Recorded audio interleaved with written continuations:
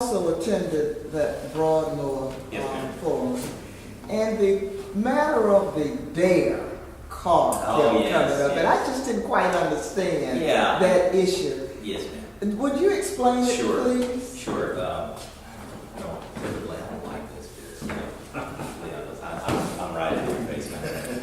I got some feedback. I got some pushback on my statement about the DARE program, the DARE car.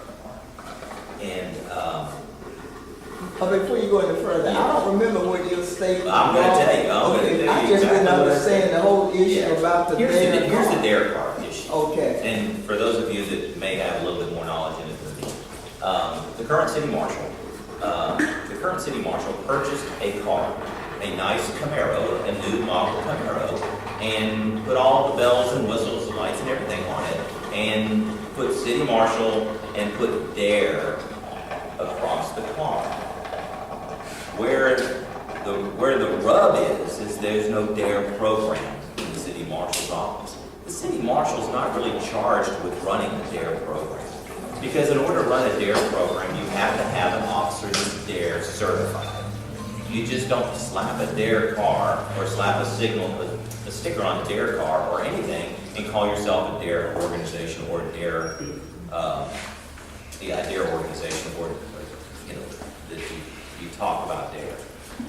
You go to school, you send an officer to DARE. Now this has been going on for years. I mean, I guess the cars are like 3 years old, maybe 4 now. But the only time you see it is in parades. And so this is not the first time that the current city marshal's been asked about what's the deal with the DARE car, what's your DARE officers? So the public really never gotten a substantial answer. So the question is what are you going to do with that DARE car?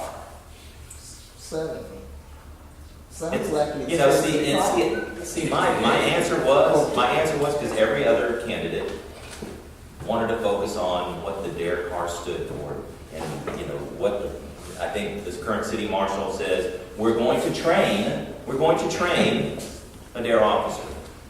Now that we're getting into the thick of things, we're finally going to train somebody. Well, that's not the city marshal's job. Absolutely. See, the city marshal can go out there and, I'm not saying that we're not going to look at ways to be involved in the community, but that's not our responsibility. So what my answer was, it's a car. Let's not focus on why it is what it is. It was purchased back then, and now we're talking about now. So what are we going to do with it now? How can we turn a lemon into lemonade? So there's a couple of things that we could do. One, we just sell it outright and get rid of it. Unsticker it, sell it for what it is. The problem is it's got all those bells and whistles. Now, we could sell it to another law enforcement agency who has a DARE program. It's a great parade car. I mean, it looks sharp with DARE on it. But not ours, not us. That's not our job. Or we could get involved. Here's another program that is very, very popular, and it's a nonprofit, and so it costs us no money. It's called Beat the Heat. Beat the Heat program is run by police officers, and it's global.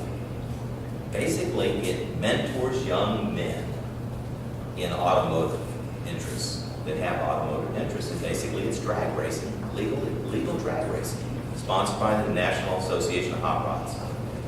You could actually have a DARE car. See, there I go again. I'm so used to seeing that DARE slapped out. You could have a Beat the Heat car, in which you could turn that car over to the Beat the Heat nonprofit. They would sticker it, decal it, since it's got all the lights and so forth, and it would be a catalyst for mentorship or mentoring young men, young kids is what I really want to say. Young kids that are probably having difficulties at home, have criminal issues. Right. In other words, let's get their interest somewhere else. And what kids don't like cars? I grew up racing. We want to keep them off the Clyde fence, so let's do it, productively. There's a variety of ways to do it. Probably the simplest thing is to liquidate it somehow, because it is an eyesore. What's I say it's an the eyesore. cost? The cost for that vehicle. I don't know. The average vehicle, I would say, look, I can't make sure the pins are on straight.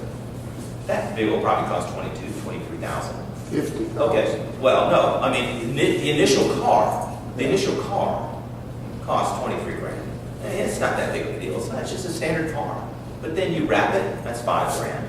You know, you put all the lights and the bells and whistles on it, so you're jacking it up. So, you know, I don't know, 50, 60, I don't know what it costs. You know, it's a resource now, you know. But the point is that it's something we could benefit from, either selling it outright or donating it. I think donating it is the best way because it's positive for both the city marshal and whoever gets the donating car. There are plenty of small law enforcement agencies that would die for that car. And they don't have a program, don't have the funds. So let's help them out. Remember, we're all in this together. We're all helping them out to do whatever we need to do. Go ahead.